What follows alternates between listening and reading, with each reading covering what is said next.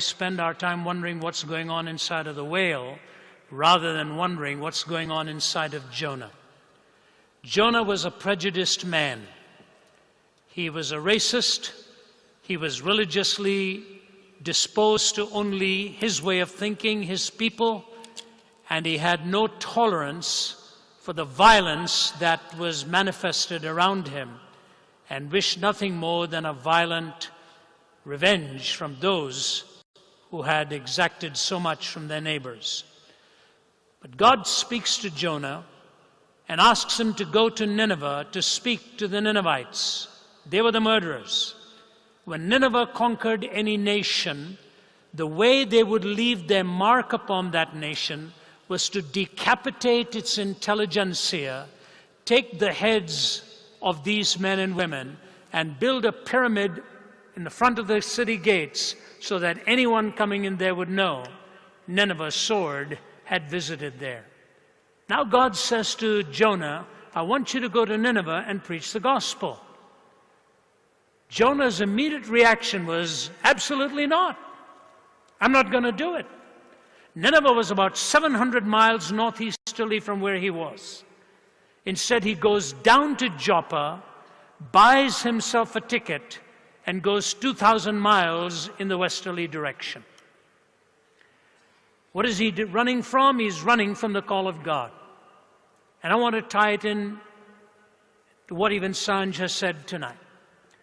He's running from the call of God, and God has a way of closing in on him. Remember the famous poem by Francis Thompson? I fled him down the nights and down the days. I fled him down the arches of the years. I fled him down the labyrinthine ways of my mind. And in the midst of tears, I hid from him. And under running laughter, adown titanic glooms of chasmed fears, from those strong feet that followed after. I was sore afraid, lest having him, I have naught beside.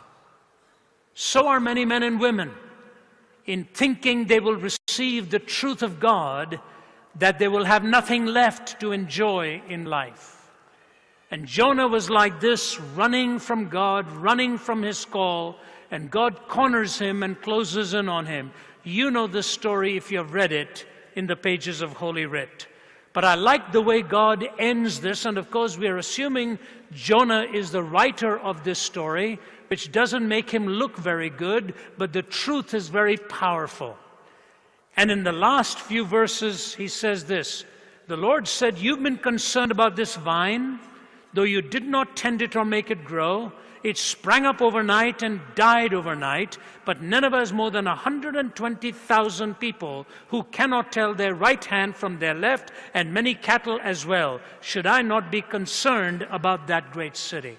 What God is referring to is that Jonah had sat down under a shaded tree, and he's enjoying the rest for the moment, and all of a sudden he sees that plant begin to shrivel up and die, and he wants to die himself, because this tree that provided him shade has gone. And God said to him, are you right to be angry about this? It rose overnight and died overnight. The Hebrew is very strong. The English mitigates the force of what is said. The English says, yes, I have a right to be angry. In the Hebrew, it actually says, it has the force of an expletive, quote, damned angry. I'm damned angry.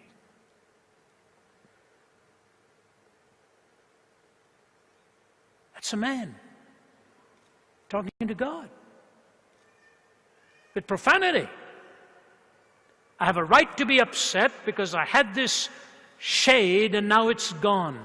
And so God ends by saying, you had a right to be angry about a shrub that grew up and then died overnight, and you don't care about that city with all these thousands of people who don't know the difference between their right hand and their left, morally speaking? I want to bring you 3 thoughts from this book. Number 1, Jonah was out of touch with his surroundings. Out of touch with his surroundings. You cannot communicate to people if you're out of touch with them. What kind of a world are we living in today? You know, Sanj toned down his testimony purposely out of respect for the setting and not wanting to sound crass. The first time I met him, he opened up his heart and told me what went on in his life before that. Hayden Coe is here, a famous actor in the Philippines. His picture is on billboards all over. Names of fragrances bear his name, highly successful. It was in June of this year I met Hayden at a gathering. I know I'm not embarrassing him. He's a man who has the courage to face up to what happened. And I was speaking at a businessman's dinner in Manila when he was the first one to walk up to the microphone, and he says, you know, you're talking about meaning and purpose in life. I'm living with shame and guilt and pain. I have no meaning left. And the tears running down his face. And you know, I looked at him, and I knew he was a made-for-the-movies kind of guy. I didn't know he was in the movies. He's actually a medical doctor, a skincare specialist, went into the movie world, made it big, got his life into a shambles in private, on the path to self-destruction. So also Sanj. So also many other young men that I meet, and younger ones, that the world of the internet and the world of pornography and the world of sensuality is destroying in our time. My daughter one day said to me, Dad, my daughter Naomi, who works rescuing men and women from the streets of cities in the sex trafficking industry. She lives with a broken heart for what she witnessed and what it did to men and marriages.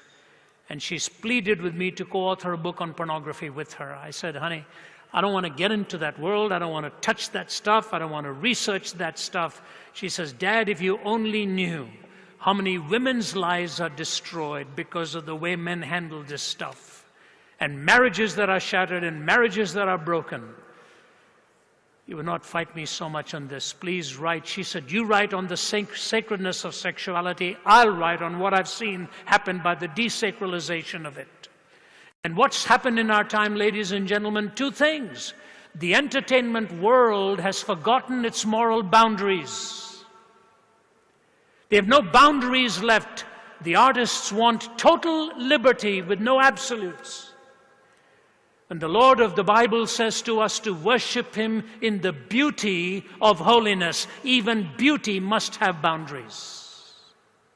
It must be circumscribed by absolutes. Years ago, a famous American journalist by the name of George Will, writing in Newsweek magazine, was commenting on where the entertainment world was going in sensuality and violence. This is dated, but if anything, even worse has happened since then. Here's what he says. Times Square in New York, which is the rotting core of the Big Apple, is home of this city's last growth industry, pornography. This industry has flourished in spite of a naive hope. It represents the failure of a public policy which, like so many liberal policies, was based on nothing more than naive hope. Some aspects of American life have become so vulgar that they can hardly be discussed without contributing to the coarsening of American life.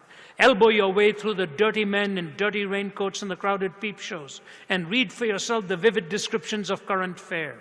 These are no longer just seedy storefront operations. On 8th Avenue, there's a pornography supermarket, a kind of a supermarket for perverts.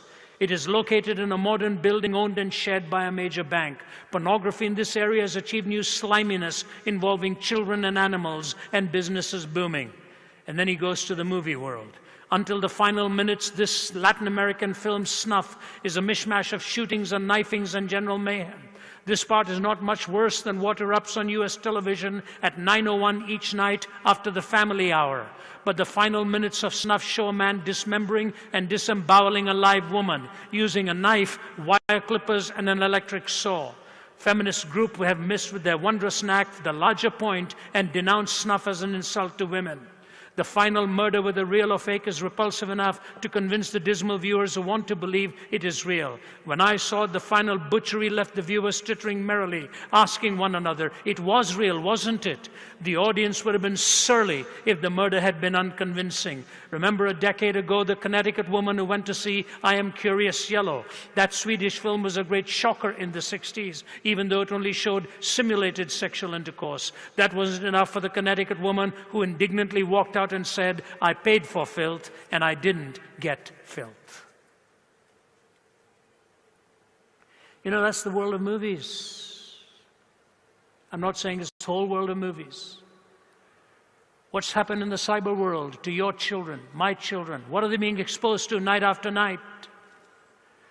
How can a 12-year-old handle this kind of an assault on the total decimation of the imagination? Could you handle it as an adult? All that is assaulting them, sprawling in a big mass into their imagination, desacralizing sexuality, desensitized to a woman's need for dignity, honor, respect, protection, care. All of this is gone. And our homes are under attack. And if you get out of the homes, you go into ideologies, violence has taken over. These are the two realities of our times: the desacralization of the body and the desacralization of the right of another person to live. We are living in this kind of world. Are you in touch with it? Are you aware of what it is that's happening? I wish I could tell you how many young men I meet in my travels. One of the reasons these guys travel with me is when they come to me and, you know, I'm busy on the road. I mean it. You understand that? From morning till night, your mind is just thinking of what you've got to speak, what you've got to say, what your primary mission there for. But when young guys like this come around and say, you know, I want to travel with you, I want to go with you, I want some time, I heartily say yes, because I know they are the victims of the enemy of our souls. He has time for them to destroy them. And when they are blessed with good looks and good personalities and enough money in the bank, there's someone out there to exploit and plunder them. Our young men, primarily our young men, are living in danger today of the desacralization of the body, and you and I had better understand what is going on in our world right now. When I grew up as a younger man, I hardly heard the word. I don't think I would have known the word pornography when I was a teenager. I don't think I ever saw one, ever held one. And for the life of me, I don't even know what it is that holds a person, except that I do know it changes the way you think and makes you hunger after a feeling, not necessarily after a person who will not be able to hold them for more than a few moments. They're in search of a feeling. And then violence. We talk about these people somehow being programmed or, you know, recalibrated, radicalized. We use new terms as if somehow their will was not engaged in wanting to move in this direction.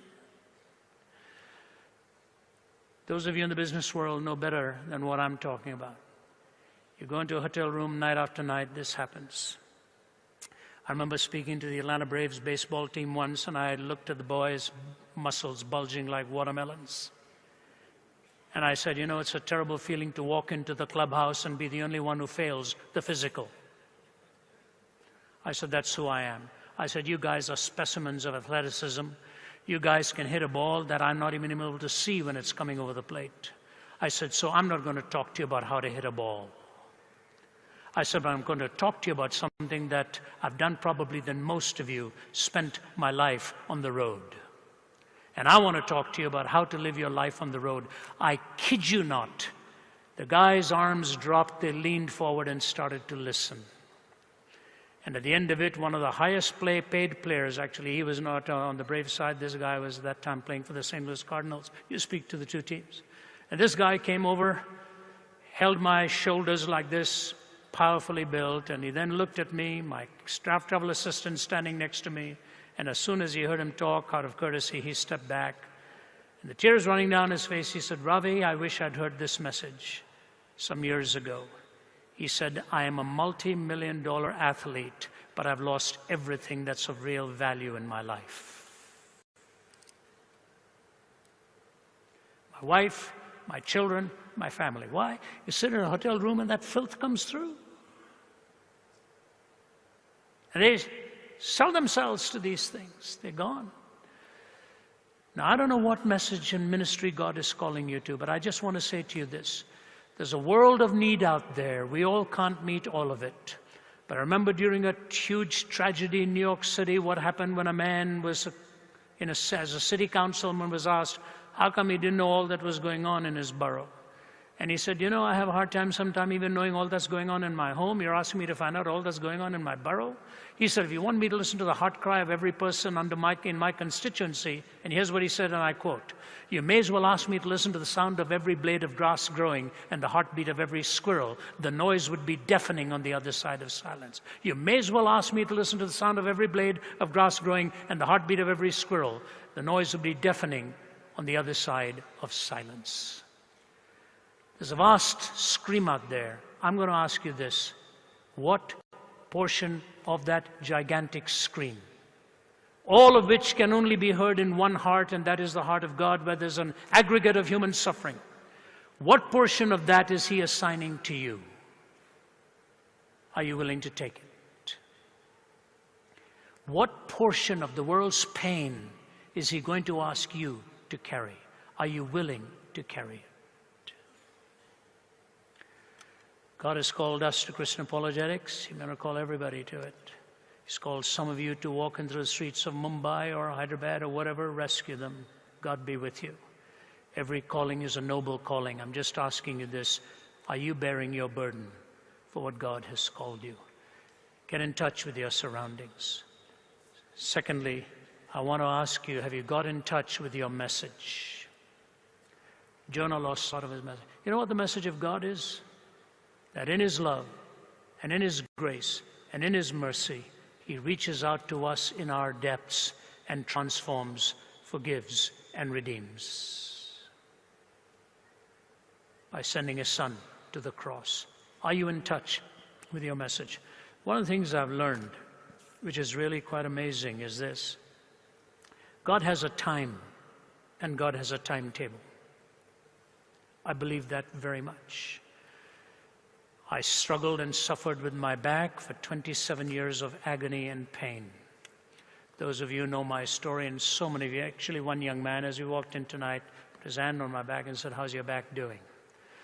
I had a triple herniation, 2 metal rods from my middle of my back all the way into my tailbone, 8 screws bolting me in with 2 major surgeries that have transpired.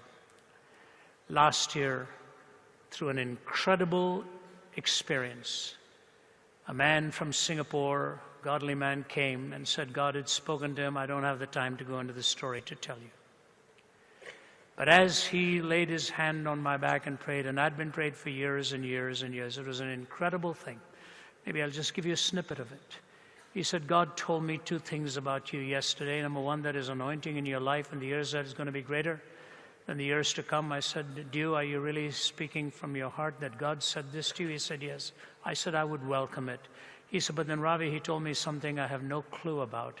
He said, tell Ravi, like the Apostle Paul, he'll have a thorn in the flesh, but I'll take care of him.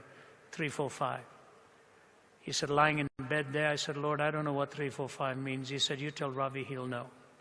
He said, I'm here to tell you, here in Atlanta, as I'm visiting from Singapore, God wants me to tell you He's going to take care of you 3, 4, 5, and I haven't a clue what that means. I got the tears in my eyes. I said, Dew, from 1985, the pain in my back has been L3-4 and L4-5. I'd get up in the morning and didn't know if I could walk straight. The shooting pain in my back, sometimes I'd sit in my car and just cry. The agony. I don't want to get into medicines because I don't want to foul with my brain, and so I just live in the pain. A few days later, after Dew prayed for me, my travel associate and I were in another city. I got off security, and I sat down on a chair and bent my knee and bent down like this to tie my shoelace. He looked at me and said, what are you doing? I said, Corinne, I wasn't aware of what I'm doing. Because I'll tell you what, prior to that prayer, 29th May last year, if I'd done this and tied my shoelace, I'd be walking in pain for 6 to 7 weeks with anti-inflammatories because it would yank something in my back and I would just be hobbling over just to do this. I couldn't tie my shoelace without kneeling on the floor. I just looked at him and said, this is amazing. Absolutely amazing. I'd already told my wife what had happened on the prayer. Since 29th of May till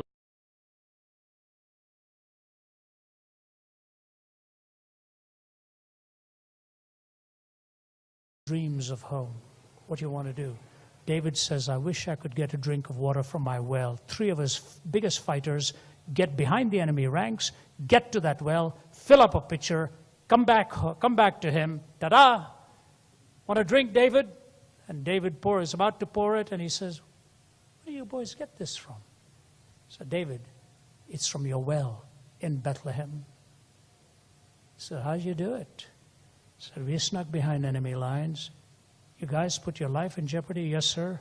We admire you. We love you. Want you to have it. David's about to put it to his mouth, takes it down, pours it onto the ground and says, I cannot jeopardize the sacred right of another person to enjoy something for my pleasure. If he had reacted the same way when he saw Bathsheba, all of Old Testament history would have been different. Ladies and gentlemen, especially to you gentlemen, I want to say this. We need to know where our boundaries are, where the lines are that we need to draw, what is sacred, what is fulfilling, and I know whereof I speak. 4 decades on the road and the temptations never diminish. There's always somebody who wants to buy you. There's always somebody who wants you to cross a boundary. And as Chesterton said, whenever you remove any fence, always pause long enough to ask why it was put up there in the first place. Think about that. And so I ask you, are there boundaries you have set up beyond which you will not cross? That's what really makes the leader who can mentor the younger ones so that the younger ones can look up to them and say, that man or that woman is my leader, knew what lines not to cross. I've seen this happen again and again in both directions. You know, most of India's leaders who hosted the Commonwealth Games are in jail today because they were bought. They were bought. In Hindi, they say, "Mej ke niche," under the table. It's under the table. It's under the table. When I was in France having dinner with the leader of their business school and the head of Carrefour, the CEO, both of these men were completely non-theistic in their thinking. I was hosted by a Chinese businessman who's become a close friend, and my wife sitting next to me. And they asked me, what do you normally speak on? I said, well, sometimes in schools I'll speak on ethics and so on, trying to find some common ground. Do you know what the president of the business school in Paris told me? One of the best in all of Europe. He said, we don't teach ethics in our school. I said, really? So conversation changed. A few minutes later, we were talking about the election coming up in which Hollande was going to win. He said, you know, we had 3 of our graduates running, but they all knocked themselves out. One was an alcoholic, one was a womanizer, and the third was arrested for corruption. And my wife leaned over and said, maybe they should be teaching ethics in their schools. I said, the whole issue, what do you compromise? Now, when I think of a principle like that, you know, not to jeopardize the sacred right of another, as far as I know, I haven't sold my soul to anybody in my travels. I haven't sold my convictions, as far as I know that. But then I look back after 4 decades on the road, and I see my children now grown up and 3 little grandchildren. And I say to myself, boy, they're now adults. The 18 years came and went so soon. Did I sacrifice them as I was about what I thought was a noble profession?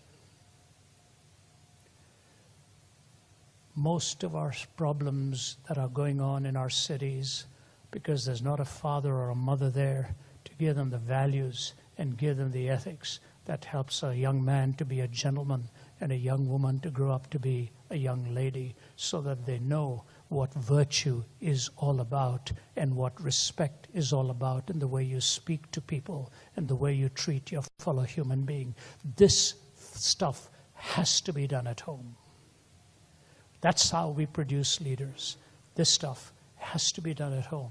You produce a young man and a young woman who carries with dignity that life And so, as I leave this with you as my second thought, I just want to look at this thought and close with a final idea.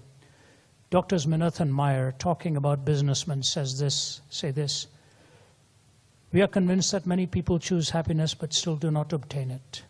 The reason for this is that even though they choose to be happy, they seek for inner peace and joy in wrong places. They seek for happiness in materialism and do not find it. They seek for joy in sexual prowess but end up with fleeting pleasures and bitter long-term disappointments. They seek inner fulfillment by obtaining positions of power in corporations and government or even in their own families by exercising excessive control. But deep inside, they are unfulfilled. I've had millionaire businessmen come to my office and tell me they have big houses, yachts, condominiums in Colorado, nice children, a beautiful mistress, an unsuspecting wife, secure corporate positions, and suicidal tendencies. They have everything this world has to offer except one thing: inner peace and joy. They came to my office as a last resort, begging me to help them conquer the urge to kill themselves. Why? The answers are not simple. The human mind and emotions are a very complex, dynamic system. I don't know Tiger Woods, but I watched his interview after he spoke to the press for the first time, and my heart really went out to him. Nobody wants to be just that shattered, especially in public. And one of them looked at him and said, which I thought was quite ironic coming from the media, they looked at him and said, "How could you lie to so many for so long?" I've had a question for some of them as well. How could you lie to so many for so long? Woods answered the only way he could have properly answered. He said, "Because I first lied to myself." I don't know him, but if I had a chance, I'd say, "Tiger, what were you lying to yourself? What were you saying?" It's possible he could have said, that I'd never get caught. But I would like to hear him say, "I thought that's where my happiness lay, and it wasn't there." Stolen waters are not sweet. They have a bitter aftertaste. You must not jeopardize the sacred right of anyone else. And lastly, it is a beautiful little verse from Solomon himself, and he makes this simple comment: if you find honey, eat just enough, too much of it, and you will vomit. Well, not a very aesthetic sounding verse. If you find honey, eat just enough of it, too much of it, and you will vomit. What is he talking about? A balanced life. You must balance the spirit, the material, success, humility, power, surrender, family, public place, in the arena. You must have a balanced life. And as I bring this to a close, I have just two things with which to apply. Both of them have to do with relationships because of where Ayakoka left us, and then I close. It is this. An Olympic medalist phoned me one day from 2,000 miles away from Atlanta and said, "I want to come and see you." I recognize the name. He flew in. Solidly built guy, powerfully built. He said, "Do you know who I am?" I said, "Yes, sir, I sure do." He said, "Can we go and have lunch?" I had no idea why he'd come. Absolutely no idea. He started talking about the books and the radio program and all that were ministering to him. I was very encouraged by that. He said, "Do you know why I'm here?" I said, "No." He said, "Ravi, from the time I was 12, my goal in life was to win the gold in the Olympics. I bought myself a camera. I filmed the world champion stride by stride by stride. And when the Olympics finally came for me to take part in my event, I was still a few seconds off the mark, and my coach never thought I was going to make it, but somehow I got selected. I started shattering all records in my heats, and all of a sudden, I was in the final. And millions of people were watching and cheering me on. I couldn't believe this moment had come. From the age of 12, my dream was about to come true, and the way I'd been performing in the heats, I was now being tipped to win the gold." He said, "Something happened just before the bullet was sounded." He said, "For a fraction of a moment, I lost my concentration because I asked myself the question, I wonder if my father is watching." Because his dad always told him he was wasting his time, he was never going to succeed, and never came for the Olympics. And the thought is my daddy watching. So the gun was sounded, I lost a stride. And I ended up with the bronze. I said, "That's not too bad, is it?" He said, "No, sir, but I'd give it up for the love of my father. I'd give it up to be recognized by my dad. Switch gears. My grandson is 3 years old, Jude. He can talk a mile and a half. Somebody once said to Winston Churchill, "I've never told you about my grandchildren, have I?" He said, "No, and I want you to know how much I appreciate it." But here's Jude. About 2 weeks ago, his mother was going through a rough time through the day, and he goes over to her, opens her palm, kisses her palm, and says, "Mommy, I'm giving you my love. I'm giving you brave. Be brave." And she went through the day. He had to start going to school the next week, and he's crying his head off. He didn't want to go to school. So Naomi, my daughter, opens one palm, kisses it, and says, "Sweetheart, I'm giving you brave." And then she opened the other palm and said, "And I'm giving you love." She said, "Dad, when he got out from the car with his little backpack on his shoulder, he was clenching both of these fists and walking into the school, brave in one hand and love in the other." She said, "I had to pull over on the side of the road and just cry my heart out." Ladies and gentlemen, have courage. Be strong when you're doing that which is right and walking. But understand there's somebody who really loves you. That's God, our Heavenly Father, who gave His Son to shed His blood for your redemption and mine. Matthew Paris, the atheistic writer from England, writing in the Times of London, wrote an article. I've got the whole article with me. It shocked the British readership. He said, "I'm a confirmed atheist, absolutely confirmed atheist." And you know, because that last line was so powerful, I think I want to read just that for you. Give me a moment. I'm sorry, I'm still a BlackBerry guy. And the reason is, I write. And I know that this will be a closing comment that I think will meet many of you in your situations. Here it is. And as he ends that article, he says this. He says, "I'm shocked at what I'm saying as an atheist. Totally shocked." He said, "But I want to say this. If Africa is going to run tall in this next century of ours," he said, "it is not going to be the NGOs. It's not just going to be charity. It is going to take the gospel."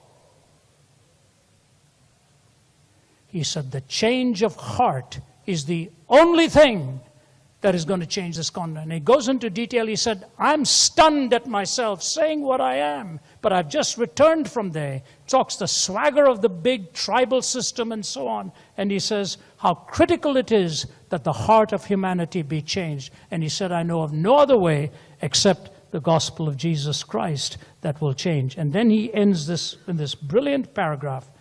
"And I'm afraid the worldview there has to be supplanted by another.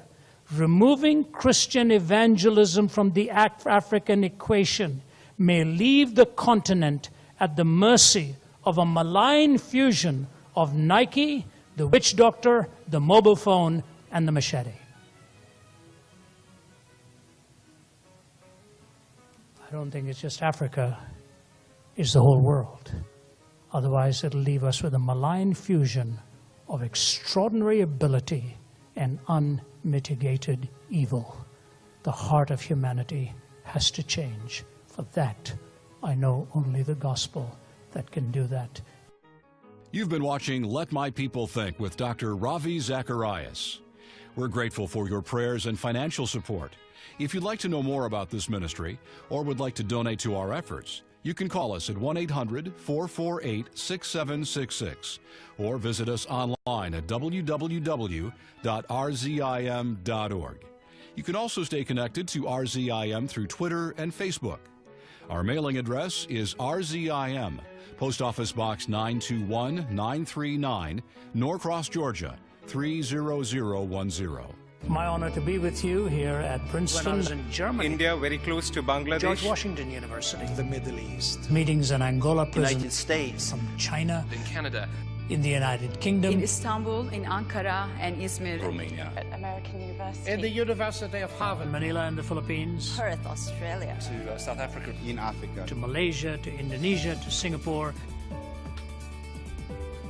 The mission of Ravi Zacharias International Ministries is really to reach the thinker and the skeptic, to answer the questions, and do evangelism undergirded by apologetics, in clearing all of the obstacles that stand in the way so that the questioner can take a direct look at the cross of Jesus Christ.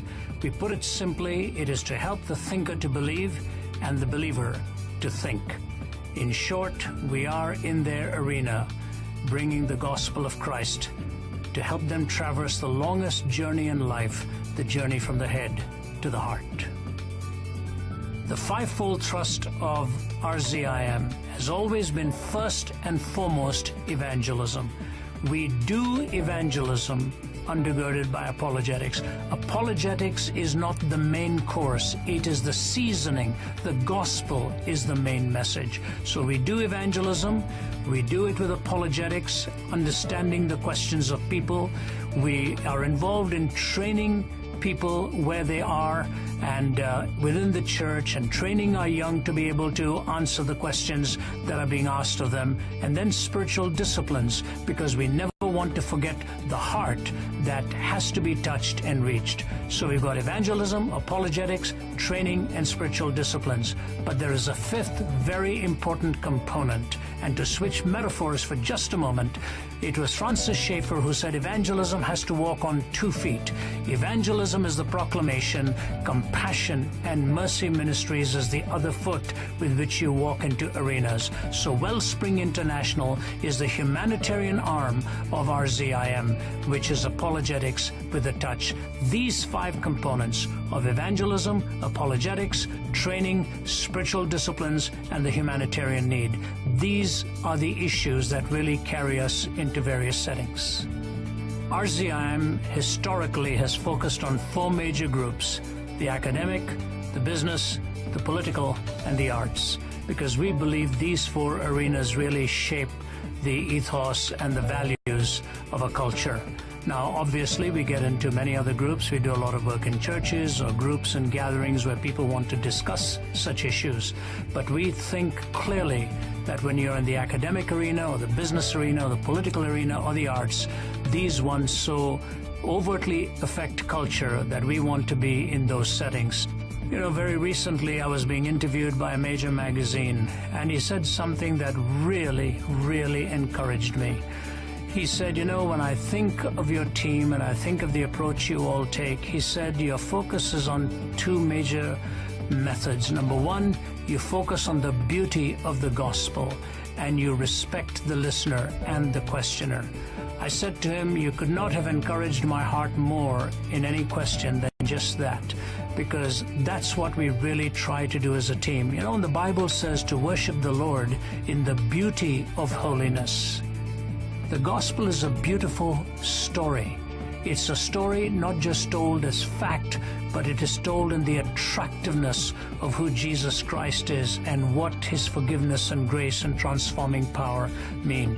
But you can never proclaim that without respecting the honest questioner and listening to them carefully. Have you noticed how Jesus engaged the woman at the well, for example, listening to her so carefully and systematically taking away those barriers that she had raised?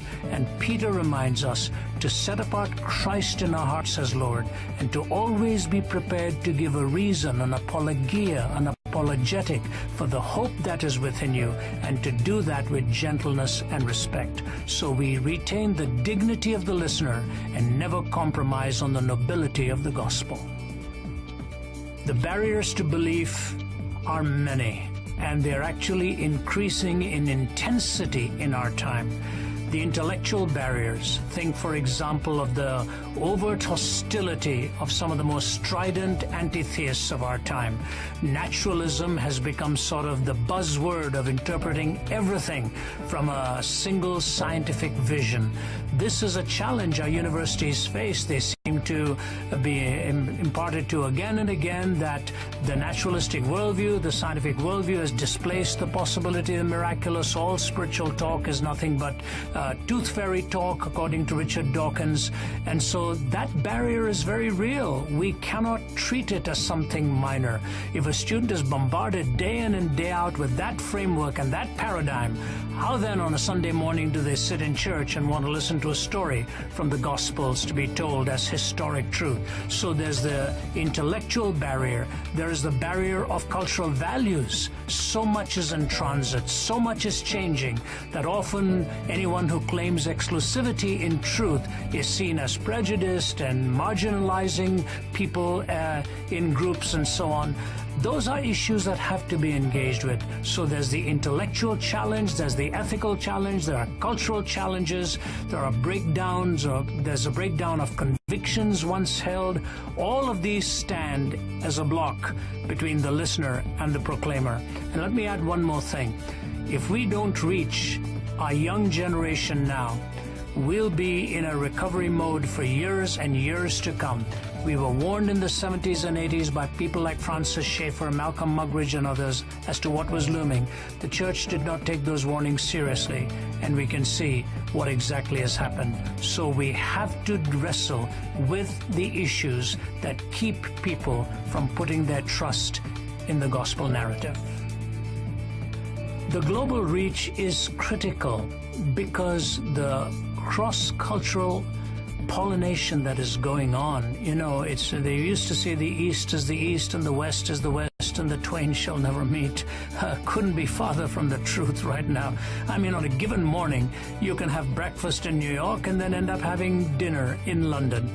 And you can have breakfast the next day in Delhi and on to Bangkok and Singapore. And I think somebody once told me that within 3 to 4 hours flight of Singapore, you can reach about 50% of the world's youth. You look at the high percentage of 40 to 50% in their teens and 20s and between India and China alone, an incredible wealth of youth that the world is now boasting that we need to reach.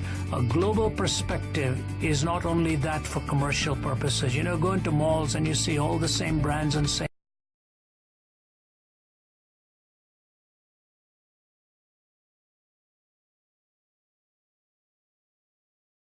gently, but basically, in his own words, it's a load of bunk. He said, this nonsense that religious belief conveys to us ought to be cast aside. And he said, our students need to realize that science is now dominating the landscape. And science will finally find the answer to everything, including our moral reasoning and our capacities to think in those categories, why they even come about. We don't need God to postulate that. I remember in my younger days, college, reading the words, "Thou hast conquered, thou pale Galilean. The world has grown gray under thy breath. Thou hast conquered, thou pale Galilean. The world has grown gray under thy breath." It was Charles Algernon Swinburne. I never knew that he actually did not coin that phrase. Until years later, I was wondering why he had even said that, because he was a mid-19th century poet. His words actually hark back to the last words of the last pagan emperor Julian, who on his deathbed uttered the words, "the pale Galilean," because he could see the encroachment of a new worldview and the displacement of the pagan beliefs of Rome, and Rome was going to be conquered as a result. And he reminded his people that the conquering Galilean had really reached his hands over into the Roman Empire. But this struggle for Rome was not just isolated. Cultures struggle with it. Nations struggle with it. You remember the words of William Blake? And did those feet in ancient times walk upon England's mountain green? And was the holy Lamb of God on England's pleasant pasture seen? Bring me my bow of burning gold, bring me my arrows of desire, bring me my spears, O clouds unfold, bring me my chariot of fire. I shall not cease from mental flight, nor shall my sword sleep in my hand, till we have built Jerusalem on England's green and pasture land. It is also Blake who went on to castigate the rest of Europe when he said, mock on, Voltaire, Rousseau, mock on till all is all in vain. You throw the sand into the wind, and the wind blows it back again. And it was Blake who, in the same place where he uttered the words of Jerusalem, went on, Milton, thou shouldest be living in this hour. England has need of thee. Nations have wanted to have their souls somehow rendered sacred. And so we sing, God bless America, land that I love. Stand beside her and guide her through the night with a light from above. And so we sing, God keep our land glorious and free. O Canada, we stand on guard for thee. And so we sing, God save our gracious Queen, long live our noble Queen. The Western world has oftentimes sought that divine encounter and that divine preservation. But I remember well also growing up as a little boy in Delhi and being raised in India.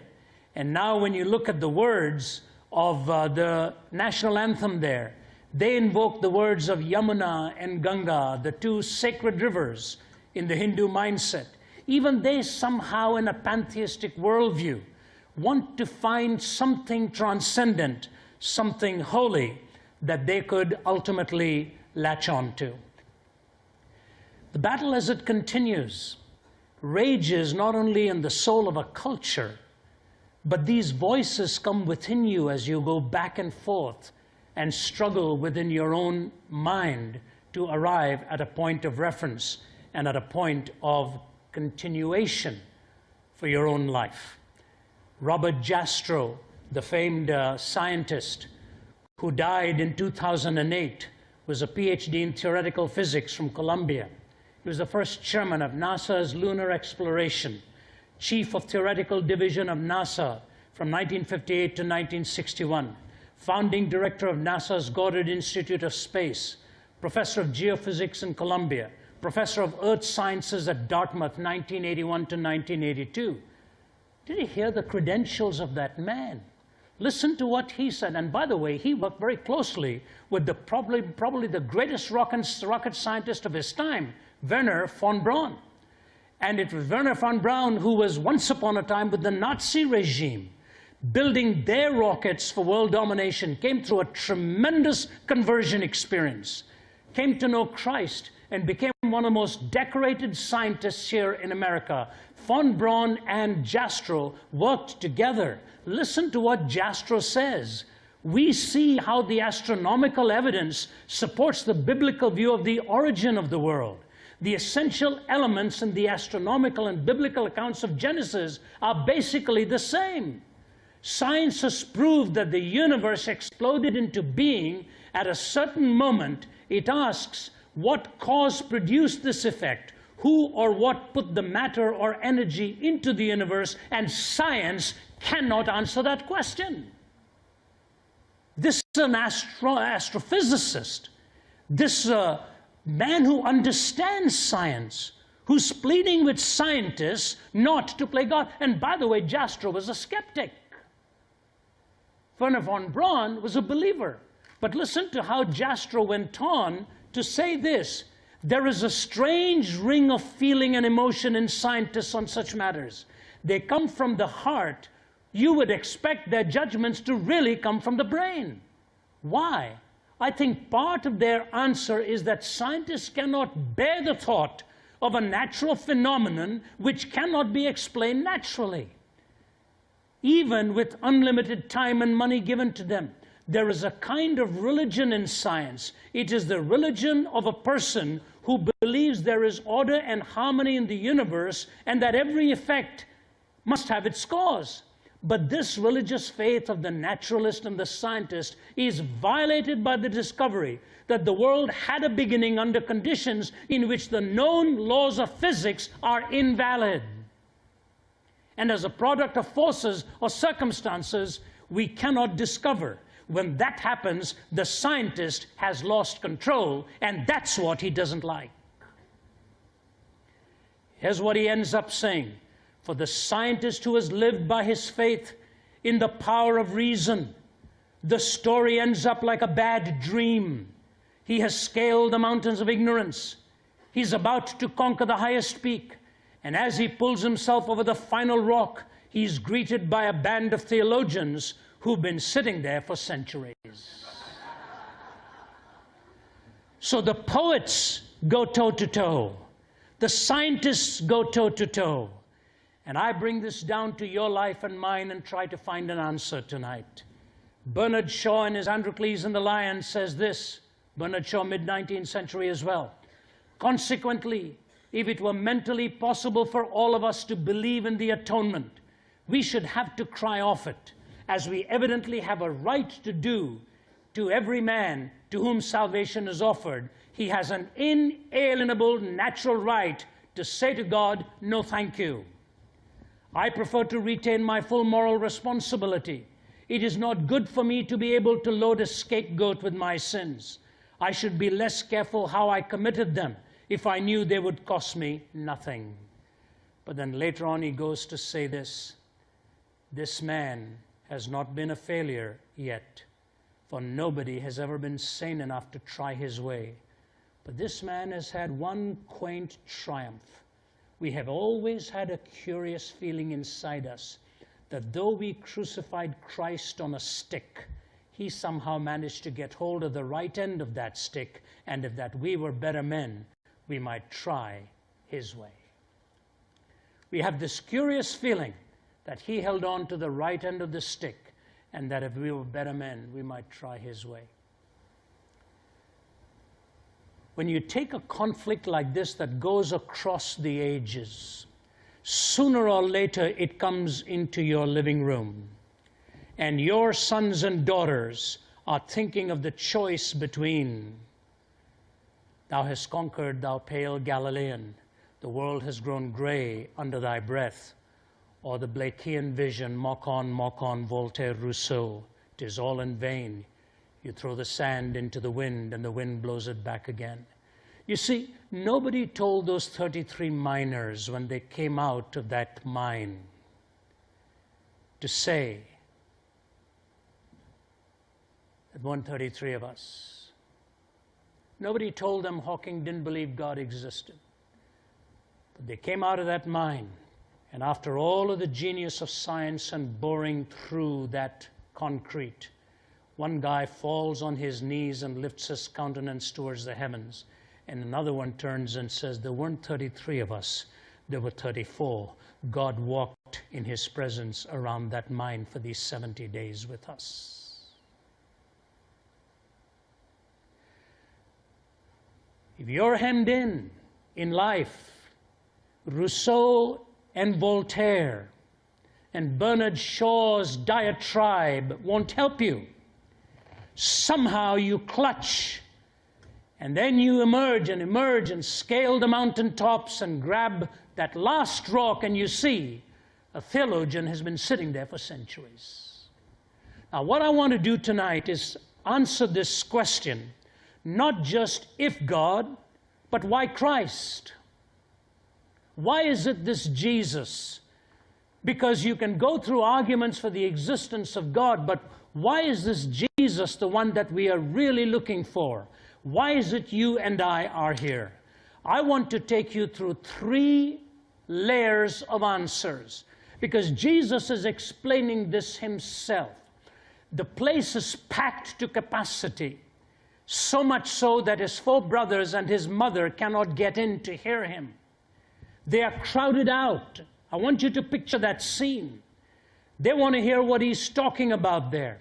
And he's being questioned by the Pharisees, and one of the Pharisees is saying to him, do you know your disciples, these guys are violating the Sabbath. They were walking through the grain fields and they ate on the Sabbath. And Jesus looked at them and he said this, do you not remember what happened to David and his companions when they actually walked into the home of the temple and they ate the most sacred bread of all? Do you remember that?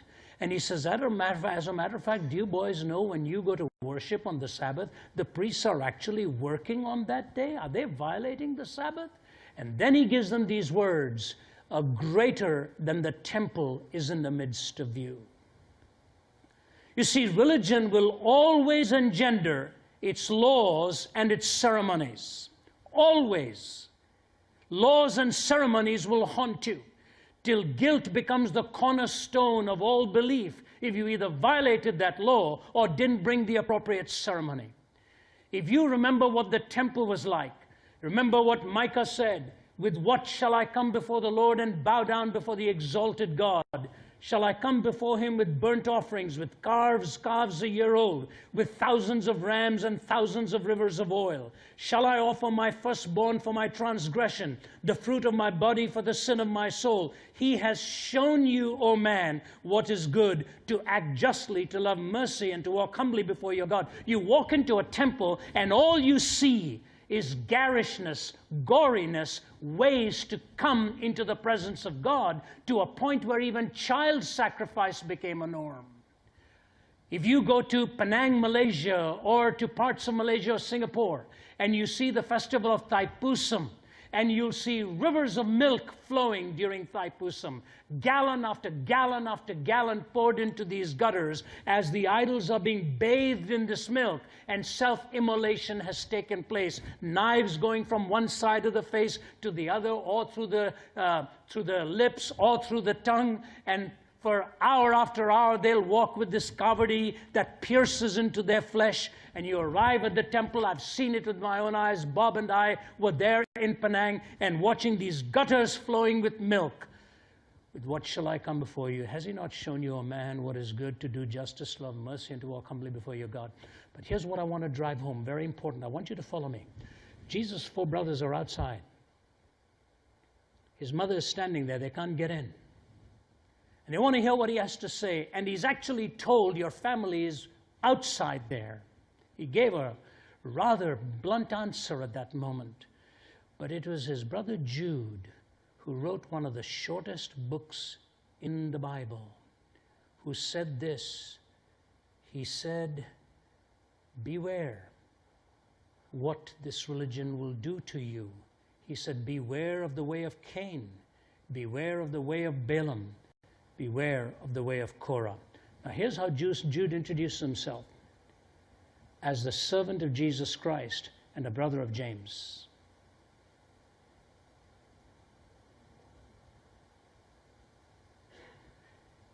I wonder if he's tempted to say a brother of Jesus and a servant of James, because James was the head of the church. He said, no, I'm a servant of Jesus Christ and the brother of James. And he goes on, now unto him who is able to keep you from falling and to present you faultless before the eternal white throne, and so on. To him be glory and majesty, power. He understood the glory of Christ, having watched him under the same roof. And so James and Jude became followers of the message of Christ. And Jude warns us of 3 temptations in religion. The way of Cain, jealousy.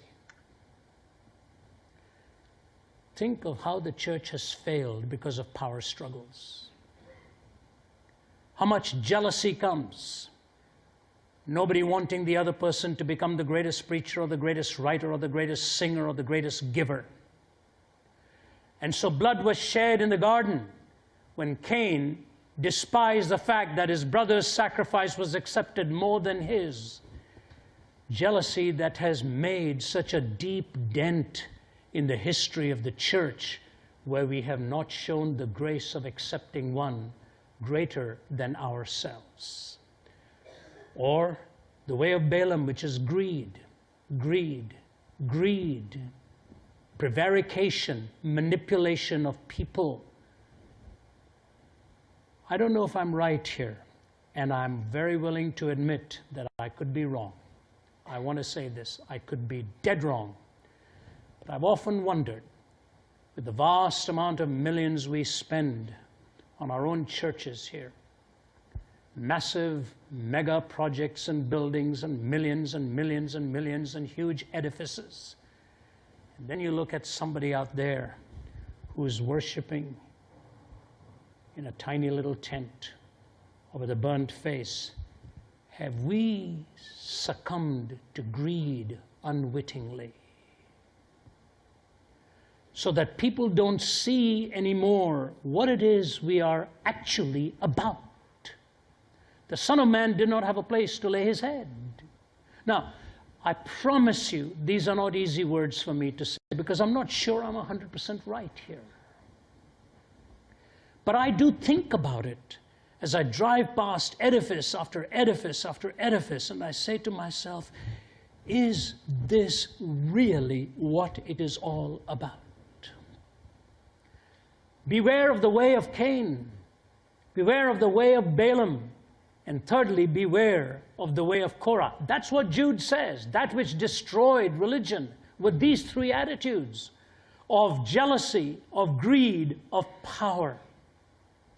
And I've often said to my team, just remember this. It's not about you. It's not about me. God could wipe me out like that and this ministry wouldn't suffer. It may barely hiccup. I'm under no illusion of that. I'm just glad that he's given me the privilege of playing a role here. But I know others must increase as you and I must gradually decrease. And so the most thrilling thing for me is to see these younger lives coming. And rather than burning with any envy or jealousy, you celebrate the grandeur of God's continuing pattern, because this is his message. And if a greater than the temple is here, what is that greatness about? What is that greatness about? C.S. Lewis puts it this way. You must picture me alone in that room in Magdalen night after night, feeling whenever my mind lifted even for a second from my work, the steady, unrelenting approach of him whom so I earnestly desired not to meet. That which I greatly feared had at last come upon me. In the Trinity term of 1929, I gave in and admitted that God was God, and I knelt and prayed, perhaps that night the most dejected and reluctant convert in all England. This is the last line of the paragraph in which he ends his conversion moment. The next chapter begins with these words. I thought I had come to a place. I found out I had come to a person. When you come to religion, you come to a place. When you come to Christ, you come to a person. I don't need to face a certain way when I pray. I don't need to do it in a certain setting when I cry out. The thief on the cross cried out, Lord, remember me when you come into your kingdom. And there were people in caves and people in valleys and people on mountains and people in the dark nights of some setting. Some of the greatest prayers you and I have prayed have not been in church. When you come to a person, here's what you conclude. He is watching you every moment.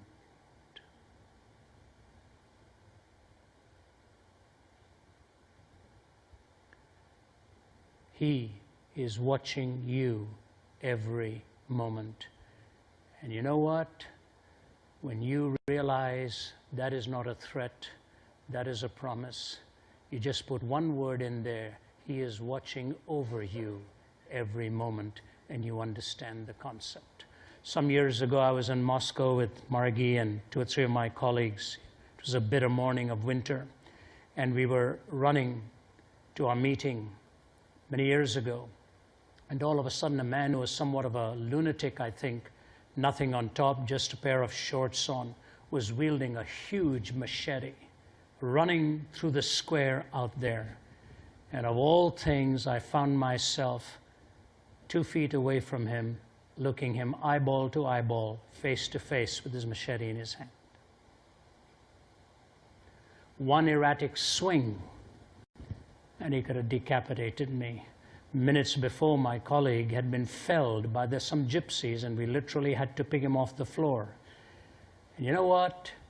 At that moment, you just cry out, God, watch over me. God, watch over me. I have come to a person, not to a place. Now, here's what I want you to follow in an extraordinary way with me. You move from the book of Jude into the book of Revelation. You know what John says? I saw no temple there.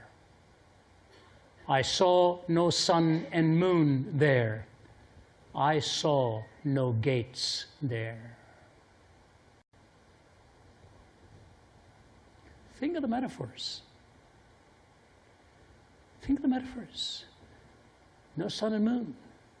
The Lord himself is the light. No temple. The Lord himself is in holiness. No gates. You don't need any political power to protect you. You go to bed or whatever it is. You are absolutely safe. Ever imagine that? You see, religion is governed by buildings, by seasons, and by power. Your Christian faith is governed by a relationship. There is no other religious worldview that will claim this. He is a greater than the temple. But you move beyond that. He says, I'm not only greater than the temple. He says, a greater than Jonah is in the midst of you. Think of Jonah. Go to the Ninevites and speak to them. You really want me to go there to those murderous, hate-filled people? No, I'm not doing that. I'm going to go down to Joppa.